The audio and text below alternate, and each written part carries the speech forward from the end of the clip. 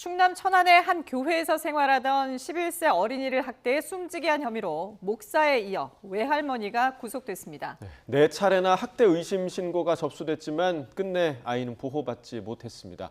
관련 내용 포함한 사건 사고 손수호 변호사와 이야기 나눠보겠습니다. 어서 오십시오. 네, 안녕하세요. 안녕하세요. 자, 먼저 어제 영장실질심사를 받기 위해서 법원에 출석하는 외할머니의 모습 영상으로 먼저 보고 오겠습니다.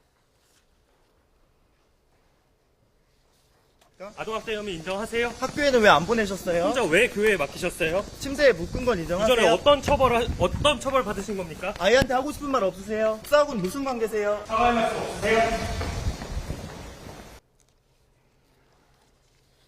기자들이 정말 질문을 쏟아내다시피 이렇게 했는데 할머니는 아무런 대답을 하지 않고 들어갔습니다. 그런데 이 11살 남자아이가 숨지기 사흘 전에 경찰서를 찾아서 외할머니에게 맞았다라는 취지의 진술을 했다면서요? 그렇습니다. 굉장히 안타까운 일이고요. 그렇게 조금 전에 진행자께서 이야기한 그때라도 적극적인 조치가 이루어졌다면 네. 목숨을 구할 수 있지 않았을까라는 생각이 드는데요. 8월 2일이었습니다. 이때 학대 의심 신고가 다시 한번 있었는데 외할머니에게 맞았다. 네, 이런 이야기를 편의점에 가서 이야기를 했고 또 편의점 손님이 함께 경찰서에 가기도 했었죠. 네네. 그런데 적절한 조치가 이루어지지 못했고 또 바로 다음 날입니다. 8월 3일에도 역시 같은 일이 있었는데 역시 또 적절한 조치가 이루어지지 못했고요. 결국 안타깝게도 이제 다시 교회로 돌아갔고 여기에서 38시간 정도 침대에 계속인지 아니면 중간중간에 풀어뒀는지는 이야기가 엇갈리고 있습니다만 예. 침대에 결박되어 있었고 안타깝게도 8월 5일에 세상을 떠났습니다. 예.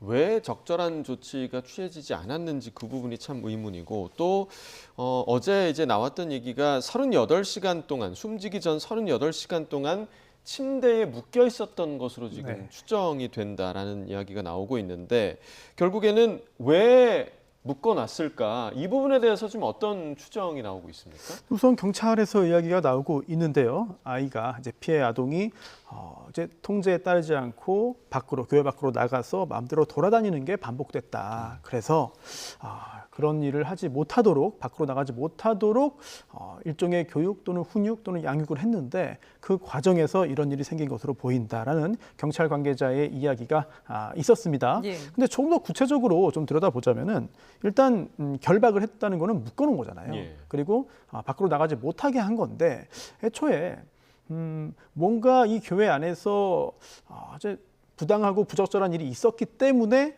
아이가 나가려 했고 실제로 탈출을 했고 자신의 학대를 당했던 것을 알린 거 아니냐. 네. 그렇다면은 그렇게 하지 못하도록 한 것 자체가 또 다른 학대가 될 수 있다라는 생각이 들고요.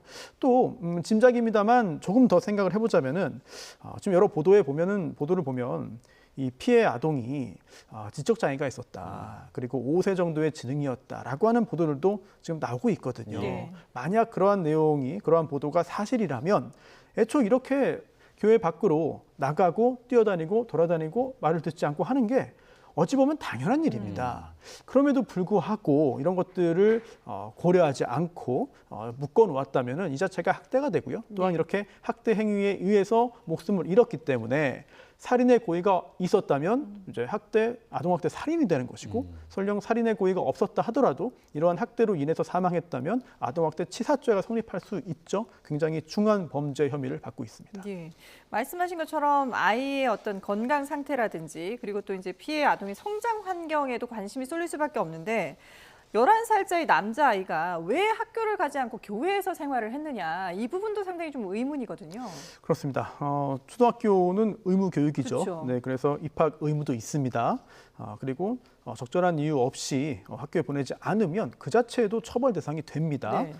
자녀 교육 방임이기도 하고요. 그런데 지금 전해지는 바로는 당시에 적절한 절차를 밟아서 학교에 보내지 않게 됐다는 거예요. 우선 유예 제도가 있고 또한 면제 절차도 있습니다. 당시에 외할머니가 이 아이의 상태를 이야기했고 학교장이 판단해서 입학이 최종적으로 면제가 되었다라는 이야기가 전해지고요. 예. 그런데 그러면은 도대체 어떠한 이유로 초등학교 입학 유예와 면제가 있었느냐? 이것도 조금 전에 말씀드린 것처럼 이제 지적 장애가 있었다. 네. 그리고 학교에 가지 못할 그런 상황이었다라는 건데요. 사실 굉장히 마음이 아프고 마음이 좀 무거워지는 일인데 또 애초에 태어날 때부터 여러 가지 참 안타까운 일들이 있었다고 합니다. 예. 친모가 미성년자 시절에 이 피해 아동을 출산했는데 그 후에 아이를 낳은 다음에 연락이 끊겼다.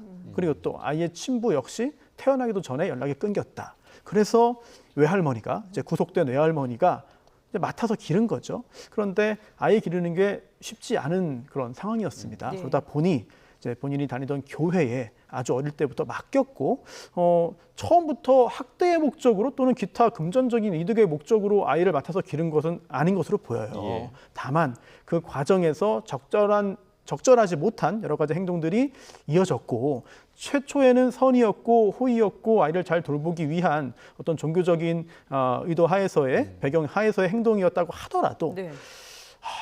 그 과정에서 현행법에 저촉되는 행동들을 했다면 그에 대한 법적인 처벌을 또 피하기도 어려운 상황이거든요. 특히 주변의 지인들도 이런 이야기를 하더라고요. 잘 돌보려고 했고 좋은 취지에서 시작한 일인데 결국은 이렇게 되고 말았다. 뭐 사실관계가 다 확인되진 않았습니다만 네네. 만약 그런 일이 있었다면은 더더욱 두 배, 세 배로 더 가슴을 아프게 하는 사건인 것 같습니다. 예, 왜 교회에서 이런 일이 벌어져야 했을까라는 생각도 좀 드는데 앞서 이제 말씀해 주셨던 부분, 그러니까 이 아이가 스스로 빠져나가서 편의점에도 갔고 경찰서에도 갔고, 그러니까 이렇게 이 아이를 살릴 수 있었던 기회가 있었는데 그렇다면 그때 경찰은 왜 제대로 조치를 하지 않았을까? 이런 이 상황의 정황에 대해서 좀 나온 게 있습니까? 네, 지금 여러 가지 이야기들이 전해지고 예. 있는데 물론 이 부분은 경찰이 제대로 조치를 취했느냐 그리고 지자체와 법원의 판단이 옳았느냐 여부를 두고 정확한 확인이 필요합니다. 예. 그리고 만약 부당한 일이 있었거나 또는 부적절한 조치가 있었다면 그에 대한 여러 가지 후속 조치도 반드시 필요합니다. 네네. 재발을 막아야 되니까요. 그런데 일단 현재까지 알려진 바를 좀 종합을 해보면 경찰이 이제 봤을 때 아이에게 뭐 뚜렷한 학대의 정황이 없었다는 거예요. 그렇기 때문에 아주 높은 수위의 조치를 취하지는 않았다라고 하는 건데 그런데 또 당시 8월 2일이죠. 아이가 편의점에 가서 편의점 손님에게 도움을 청했죠. 그래서 네. 함께 경찰서로 갔습니다. 이게 전체적으로 보면 2021년과 2024년에 이어서 세 번째의 예. 학대 의심 신고로 현재 알려져 있는데 그런데 이때도 편의점 종업원의 이야기에 따르면 눈에 멍이 들어 있었다. 이런 이야기를 했거든요. 네. 그렇다면은 눈에 멍이 들어 있었고 또한 편의점 손님이 볼 때도 곧바로 경찰서에 가서 학대 신고를 해야 될 상황이라고 판단을 했는데 그럼에도 불구하고 경찰이 볼 때는 뚜렷한 어떤 학대의 정황이 없었다?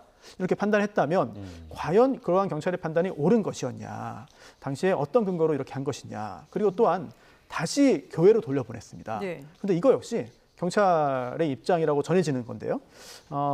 외할머니에게 맞았다고 했지 교회에서 학대를 받았다는 이야기는 없었다.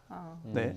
그런데 이 아이가 초등학생 나이잖아요. 11살이니까. 하지만 이야기를 나눠보면 뭔가 이상한 부분들을 알 수 있었을 겁니다. 예. 즉 5세 지능이라고 알려져 있고요. 또한 초등학교도 다니지 않는 그런 상황이었는데 그렇다면 이야기를 나눴을 때 외할머니 얘기만 했더라도 설령 그렇게 했더라도 그 외의 부분에 대한 것들도 최대한 적극적으로 좀 인식을 하고 조사를 해서 조치를 취했어야 하는데 그렇지 않았다는 게 굉장히 안타깝고 그리고 또 하나는 바로 그 다음 날입니다.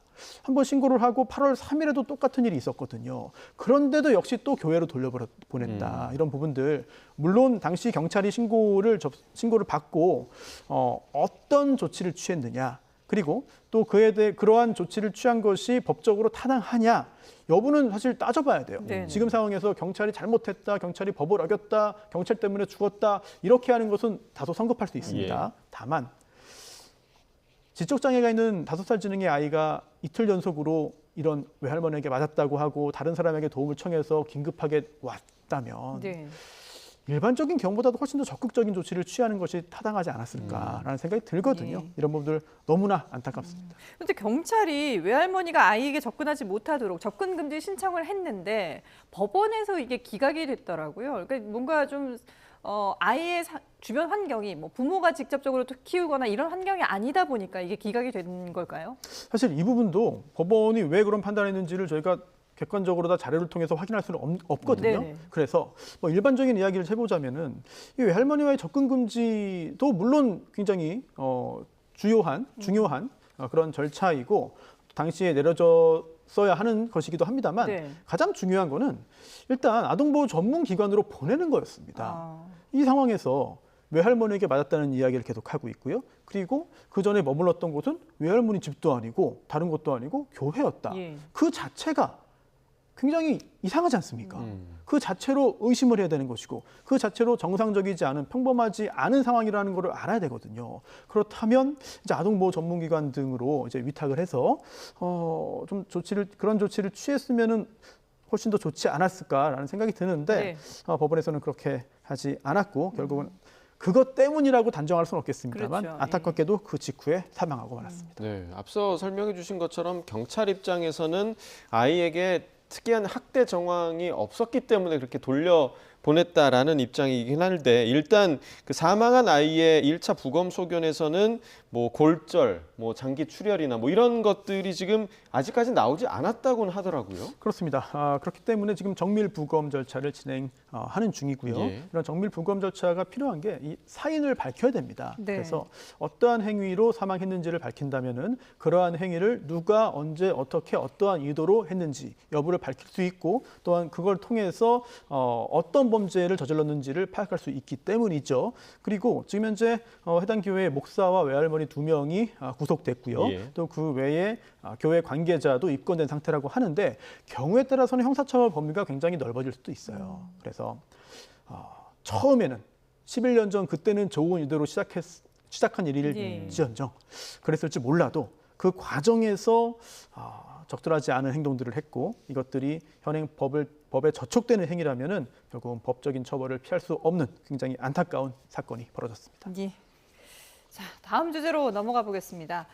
배우 하영 씨가 한 방송에서 4대째 의사 가문이라는 집안 내력을 언급한 이후에 증조부의 친일 행적이 재조명되고 있습니다. 준비한 영상 먼저 보고 오겠습니다. 아버지랑 할아버지랑 그 증조 할아버지부터 의사를 하셨다고 들었어 나는. 내가 듣기로는 양의학으로 한양에 이제 개업을 아마 처음 하신 의사라고. 네, 이 내용도 사실 어제 저희가 다뤄보긴 했는데 지금 논란이 계속되고 있거든요. 증조부의 과거 발언 그리고 뭐 독립운동가에게 저격당했던 이완용을 치료한 의사들 명단에 포함되어 있는 이런 부분들이 다시 수면 위로 오르고 있어요.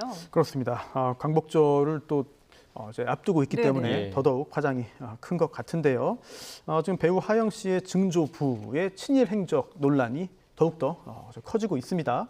4대째 의사 집안이라고 소개를 했는데 네. 이게 소개라기보다는 자랑이라고 보는 것도 맞겠죠. 네. 이렇게 자랑스럽게 내세웠는데 알고 보니까 그게 자랑할 일이 아니라 오히려 친일의 증거 아니냐 이런 지적들을 그대로 받고 있습니다. 그러다 보니까 2배, 3배로 더 지적을 받게 되는 것 같은데 지금 이 사건을 보면서 이 자랑이라는 게 참 무섭구나. 또 방송도 참 무섭구나. 방송에서 자랑하는 거는 정말 너무나 무서운 일이구나. 이런 생각을 하게 됩니다. 네. 이 증조부 안상호의 이야기를 보면은 물론 뭐 우리나라에서 최초로 일본 가가지고 양의학 배워서 우리나라 와서 개업을 한 최초의 개원의이고 또 매우 중요한 인물들을 치료했다. 네. 굉장히 뭐 자랑할 만한 일이죠. 그 사실만큼 팩트니까요. 예, 그 자체만 놓고 보면 예. 하지만 그 당시가 이제 일제 시대입니다. 그리고 우리나라에서 주로 뭐 3대째 뭐 했다. 네. 4대째 어떤 일을 뭐 열심히 해서 뭐 성공했다. 5대째 훌륭한 일에 있었다. 이러면은 사실은 그 자체는 친일의 증거일 수도 있습니다.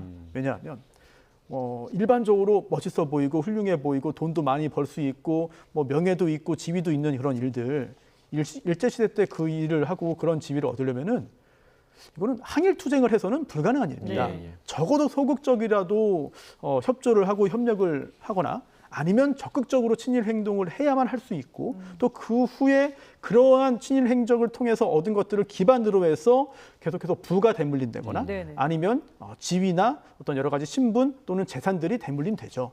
그러다 보니 지금 이 배우 하영 씨의 경우에도 혹시라도 그런 것 아니냐라는 의심을 받고 있는 것이고 더욱더 큰 지적을 받고 있는 것이고 특히 독립운동 후손들과의 비교 때문에 더 그런 것 같아요. 예.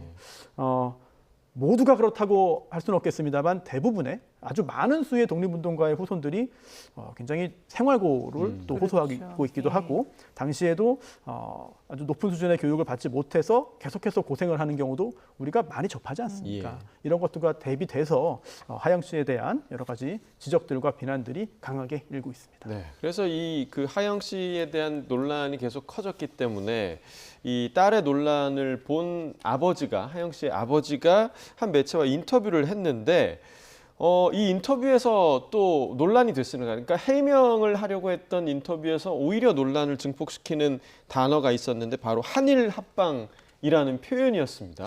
네, 그렇습니다. 사실 이게 경술국치라는 표현이 맞다. 네. 네. 저도 이제 방송에서 이야기하면서도 용어 하나하나 참 조심을 해야겠고 계속해서 공부를 하고 배워야겠다는 생각이 드는데요. 사실 이 한일합방이라는 것 자체가 일제의 시각에서 본 거 예. 아니냐. 일제의 시각에서 볼 때 뭐 당시 조선을 합병한 거다. 형식적으로는 사실 국가 대 국가로 조약을 해가지고 합병을 한 거거든요. 형식적으로는. 예. 그런데 하지만 실질적으로는 이제 국권을 이제 찬탈당한 것이고, 예. 네, 그리고 뭐 강제로 나라를 뺏긴 거죠. 그러다 보니 일제의 시각에서 정당화의 어떤 의미를 담고 있는 한일 합방은 쓰지 않는 게 타당하고, 우리 입장에서는 이제 국가의 치욕이죠. 네, 경술국치라고 하는 것이 맞다. 네, 이런 지적들이 나오고 있습니다. 예. 4대째 의사 집안이다 보니까 이제 뭐 증조부는 앞서 저희가 자막으로 보여드린 것처럼 고종황제 주치로 알려져 있고, 그리고 할아버지도 지금 또 논란이 되고 있는 게 소록도 병원에서 근무한 이력이 있다고 하는데, 이때 당시가 공교롭게도 강제 단종 그리고 뭐 낙태 이런 인권 유린이 자행되던 시기였기 때문에 할아버지도 여기에 관여돼 있는 게 아니냐 이런 논란이 또 일고 있어요. 그렇습니다. 좀 여러 가지 이야기들이 한꺼번에 나오고 있는데, 네. 이 조부도 역시 의사였고, 소록도에서 근무했다. 그런데 보통 저희 세대만 해도 소록도라고 하면은 소록도에서 의료 봉사, 그리고 이제 자신을 이제 헌신해서 소록도의 한센병 환자들을 돌보는 의료인만 생각을 하는데, 네. 사실 아주 예전에는 이 소록도가 이 당시 나환자들이라고 했죠. 예. 네, 한센병 환자들을 이제 모아서 수용해 놓고 여러 가지 인권 탄압, 그리고 또 어찌 보면은 상당히 잔혹할 수 있는 뭐 단종 조치라든지 아니면은 낙태 수술이라든지 네. 이런 것들을 자행했다. 지금 기준에서 볼 때 해서는 안 되는 그런 인권 유린의 현장이었다. 이런 이야기들을 저희가 확인할 수 있잖아요. 네네. 그런데 이 하영 씨의 조부가, 할아버지가 의사로서 소록도에서 근무했다. 그리고 확인이 필요하겠습니다만 그 소록도 근무 기간 동안에 그 시기에 실제로 소록도에서 이런 한선인들의 인권 유린 행위가 존재했다. 그렇다면 그 시기에 소록도에서 근무했던 하영 씨의 할아버지 역시 그러한 행위를 한 거 아니냐 네. 했을 가능성이 있다. 이것도 확인해 봐야 된다라는 지적들이 나오고 있고요.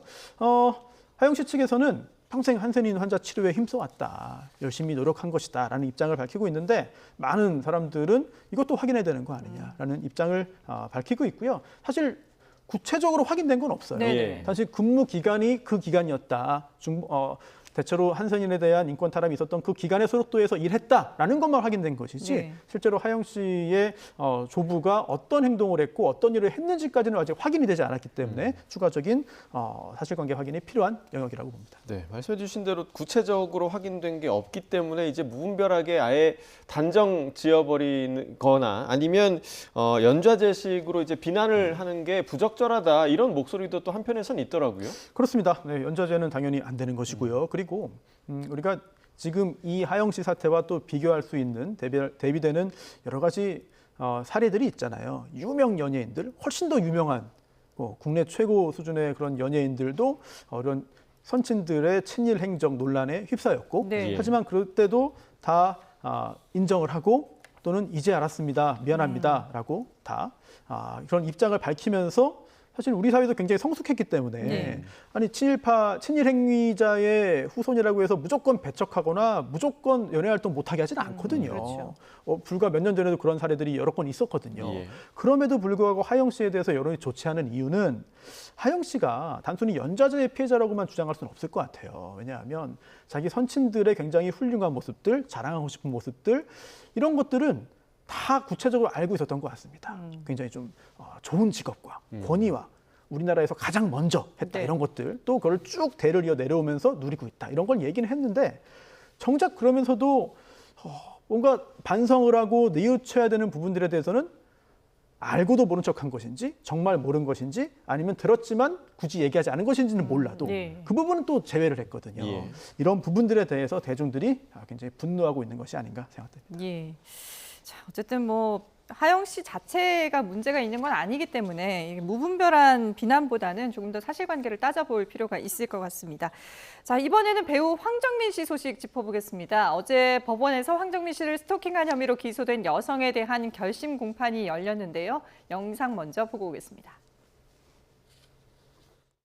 A씨 공개한 통화 녹취에 대해 어떻게 생각하십니까? 검찰 구형량 어떻게 보십니까? A씨 통화 녹취 어떻게 보십니까? 가장 추가 대응 계획 있으십니까? 1,000만 원 나오는데 어떻게 보십니까? 황정민 씨 하고 싶은 말씀 없으십니까? 네, 검찰이 벌금 1,000만 원을 구형했는데 지난 2월에 법원이 약식 명령으로 내렸던 벌금 300만 원보다도 훨씬 많은 금액이에요.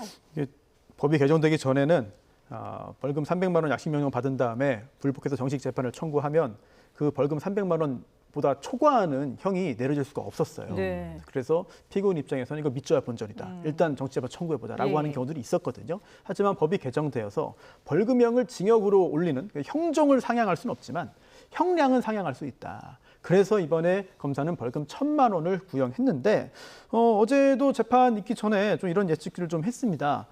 벌금 300만 원보다 훨씬 높은 수준의 구형이 이루어질 것이다. 그리고 만약 유죄 판결이 내려진다면 역시 벌금 500만 원 이상의 어떤 선고가 이루어지지 않겠냐라는 예측을 했는데 그 이유가 이 피고인인 그 해당 여성은 본인이 억울해서 정식 재판 네네. 청구한 거잖아요. 하지만 스토킹 행위 자체를 부정하기는 좀 어려워 보입니다. 스토킹 행위의 일은 그 이전의 배경은 단순 참고 사항에 불과하거든요.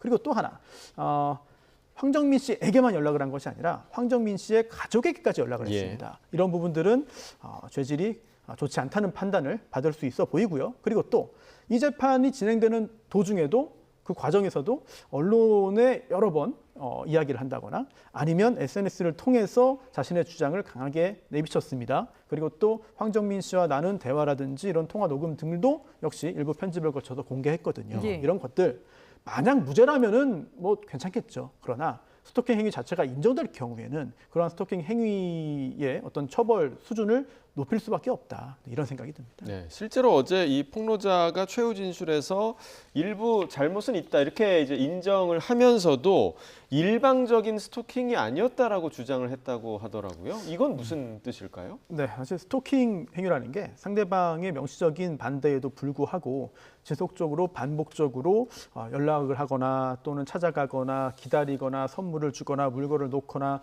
이런 행위를 해서 이런 행위를 한 경우에 성립하는 거잖아요. 네. 그런데 지금 이 피고인의 주장은 1년 동안 총 70회 이상 통화를 했는데 그 중에서 내가 건 게 아니라 내가 받은 통화가 대부분이다. 예. 네, 62번이나 내가 전화를 받았다. 즉 황정민 씨가 전화를 걸었다. 그렇다면 이게 무슨 스토커냐? 이게 무슨 스토킹이냐라는 주장입니다. 그리고 또 그 외에도 통화 내용을 보더라도 아니 오히려 황정민 씨가 나에게 이렇게 우호적으로 나에게 여러 가지 이야기들을 했는데 이게 어떻게 스토커한테 하는 대화냐라는 주장들을 이제 내놓은 것이죠. 그래서 예. 일부 인정을 하면서도 참작할 부분이 있다는 주장도 덧붙인 것으로 해석이 되는데 다만 여기에 대해서 황정민 씨 측은 스토킹 행위가 계속됐기 때문에 이것을 좀 제지하고 그리고 또 회유하고 또 만류하고 또한 진정시키는 그런 목적의 통화가 대부분이었다라는 주장을 내놓고 있습니다. 알겠습니다. 자, 맞습니다. 네, 계속해서 사건 사고 소식 다뤄보겠습니다. 이번에 저희가 다룰 내용은 눈을 의심하게 하는 그런 사건인데요. 대낮에 50대 남성이 전자발찌를 타고 나체 상태로 도심을 돌아다녔다라는 일인데 어떤 일이었습니까? 네, 대구였는데요. 8월 10일 오후 2시경이었습니다. 한 남성이 나체 상태로 거리를 돌아다닌다는 주민 신고가 들어왔고요. 그리고 접수한 지 5분 만에 검거됐는데 한 10분 정도 거리를 활보한 겁니다. 또 경찰은 공연음란 혐의 등으로 현행범으로 체포했고 유치장에 가뒀는데 사실 이게 여러 사람들이 지나다니는 길이었잖아요. 예. 그리고 대낮에 도심 예. 한복판이었습니다. 그런데 더 충격적인 사실은 지금 뿌옇게 처리했기 때문에 자세히 보지는 않습니다만 발목에 이제 위치 추적 전자장치, 예, 그러니까 예. 전자발찌를 차고 있습니다. 네. 그래서 전자발찌라는 게 언제나 성범죄 전과자에게만 채워지는 건 아닙니다만 지금 이 행위자의 경우에는요 성범죄로 복역을 한 전과자입니다. 그래서 저기 보이네요. 네네, 전자발찌. 네, 보이죠? 네, 지금 보이네요. 3월에 어제 출소를 했고요. 출소한 지 5개월 만인 이제 이번 올해 8월에 또 이렇게 전자발찌를 드러내고 옷은 또 하나도 입지 않은 상태로 예. 거리를 활보하다가 체포됐습니다. 근데 체포 당시에 뭐 술에 취했다거나 아니면 마약을 투약한 상태가 아니었다고 하는데 왜 이런 행동을 한 걸까요? 보통 저런 경우에는 마약 아니냐, 뭐 예, 술 아니냐 이렇게 예. 생각하는데 다 아니었어요. 그런데 약물의 영향은 있었습니다. 정신과 약을 복용하고 있는데 네. 이날도 정신과 약을 먹고 그다음에 잠기운에 이제 취해가지고 돌아다녔다라고 이야기를 했는데 사실 어디까지 믿어야 되는지는 잘 모르겠어요. 네네. 그래서 경찰이 뭐 당연히 이 사람의 말을 그대로 다 믿고 그냥 넘어가지는 않을 것으로 보입니다. 구체적으로 어떤 이유에서 이런 행동을 했는지를 찾아봐야 될 것 같고 또 하나 중요한 거는 지금 3월에 출소했다고 했잖아요. 네. 예. 또 전자발찌를 차고 있잖아요. 그렇다면 성범죄라고만 알려져 있는데 구체적으로 어떤 유형의 성범죄냐. 그리고 또 성범죄도 다양한 유형들이 있잖아요. 그래서 범죄가 하나가 아닐 수도 있습니다. 그렇다면 과거에도 이러한 행동들을 했던 전력이 있는지 네. 또 그리고 그 당시에 어떤 약물 또는 음주, 뭐 마약 등등 관련해서 전력이 있는지 여부까지도 확인을 해봐야 되겠습니다. 네, 그러면 그 지금 기간 자체가 지금 누범 기간이라는 거잖아요. 그러면 누범 기간에 또 이런 행동을 했다라는 거는 어떤 처벌을 받게 된다는 의미입니까? 때문에 누범 기간이면은 가중처벌을 받습니다. 예. 네, 형의 장기의 2배까지 이제 가중되는데 그런데 굉장히 참 보기 민망하고 그렇죠. 끔찍하고 예. 야 저런 사람이 활보하다가 또 성범죄를 저지르면 어떡하냐라는 걱정도 들고 공포심까지 드는 상황인데 네. 그런데 일단 지금 현재 혐의를 받고 있는 거는 공연음란죄입니다. 그렇다면은 상대적으로 높은 수준의 처벌을 할 수 없는 범죄거든요. 예. 따라서 설령 유죄 판결이 내려지고 누범 가중이 된다 하더라도 아주 높지는 않을 것이다. 처벌 수위가라는 생각이 들고요. 다만 저렇게 전자발찌를 부착할 경우에는 준수 사항이 주어지는 경우가 많습니다. 아주 구체적인 여러 가지 사항들이 주어지거든요. 그래서 술로 문제가 생긴 사람은 뭐 혈중 알코올濃도 0.003, 0.03 이상으로는 안 된다. 또는 야간에 어떤 문제 저지른 사람에게는 밤 10시부터 새벽 6시까지는 집 밖에 나가지 말아라. 네. 또는 피해자에게 연락을 해서 문제가 될 만한 사람에게는 절대로 피해자와 가족들에게 연락하지 말아라. 예. 등등등의 구체적인 항목들이 주어지는 경우가 있어요. 준수 사항이. 그러면 지금 이 사람의 경우에도 전자발찌 부착과 함께 어떠한 것들이 주어졌느냐. 이걸 확인해야 되겠고 만약에 그러한 준수 사항을 위반했을 경우에는 그에 대한 규제까지도 제재까지도 역시 이어질 것으로 보입니다. 예, 알겠습니다. 자, 오늘 준비한 마지막 주제 살펴보겠습니다. 갯벌에 빠진 말 얘기인데요. 영상 먼저 좀 함께 보겠습니다. 네, 지금 화면을 보시면 갯벌에 말이 빠져서 말이 구분이 잘 안 될 정도로 이렇게 진흙이 온통 덮여 있는 그런 모습입니다. 이 말이 왜 이렇게 된 걸까요? 네, 저도 저 화면 보면서 깜짝 놀랐는데 예. 사실 이게 말을 교통수단으로 쓰는 경우가 우리나라에서 많지 않잖아요. 그러게요. 네, 그런데 이게 8월 11일 오전입니다. 이제 경기도 화성시 인근의 그 갯벌인데요. 이제 50대의 말 주인이 지인과 함께 각각 이제 말을 타고 이제 들어간 거죠. 그런데 이제 썰물 때만 갈 수 있는 그런 섬이라고 해요. 그런데 여기에 들어갔다가 이제 돌아오는 과정에서 말에서 이제 떨어지고 말았습니다. 예. 낭만을 했죠. 그리고 이 말이 갯벌에 빠져서 이렇게 옴산달싹 못하는 움직이지 못하는 그런 상황에 처해서 저렇게 촬영이 됐고요. 그다음에 구조 작업이 이루어졌어요. 그런데 사실 처음에는 뭐 굴착기로 좀 땅을 좀 갯벌을 파가지고 하면 어떻겠느냐 예. 시도했는데 갯벌에 들어가는 게 쉽지가 않죠. 그렇죠. 중장비가. 예. 네, 그건 실패했고 해경이 말주인과 함께 가서 삽과 줄로 이제 직접 이제 갯벌을 파냈고 줄에 묶어가지고 한 약 40여 분 만에 구조에 성공했습니다. 네, 뭐 사람도 사람이지만 말도 정말 좀 힘들었을 것 같은데 그러게요. 근데 이게 말을 타고 갔다가 네. 나오는 타이밍이 지금 잘못 맞춰져서 그런 건데 이렇게 평소에 말을 타도 되는 겁니까? 글쎄요. 제가 이 말이라는 게 어떤 레저로 하는 예. 게 일반적이지 이렇게 제한된 지역에서 뭐 이렇게 네네. 체험용으로 타는 경우는 있어도 그렇습니다. 저렇게 이동 수단으로 실제로 쓴 경우는 흔치 않기 예. 때문에 굉장히 좀 낯선 상황이다. 그리고 그래도 다행히도 사람도 다치지 않고 또 말도 구조에 성공을 하긴 했습니다만 사실 큰일 날 뻔했어요. 왜냐하면 꼭 이렇게 말 타고 들어가는 게 아니더라도 이제 우리나라 이제 간만에 차가 크잖아요. 네. 그러다 네. 보니까 걸어서 들어갔다가 뭐 조개 채취하고 나중에 물이 차 올라와가지고 복귀하지 못하고 사망하는 경우도 꽤 있거든요. 네. 그런 일들이 종종 생기기 때문에 좀 주의를 할 필요가 있다. 또 해경도 그 물때를 좀 잘 확인해야 된다. 갑자기 또 물이 들어오고 빠지고 예. 하기 때문에 이런 갯벌에서는 이런 것들을 조심해야 된다라는 이야기를 전해왔습니다. 예, 어쨌든 뭐 무사히 구조가 됐으니까 다행인 상황입니다. 네, 지금까지 손수호 변호사와 함께 사건 사고 소식 다뤄봤습니다. 잘 들었습니다. 네, 고맙습니다.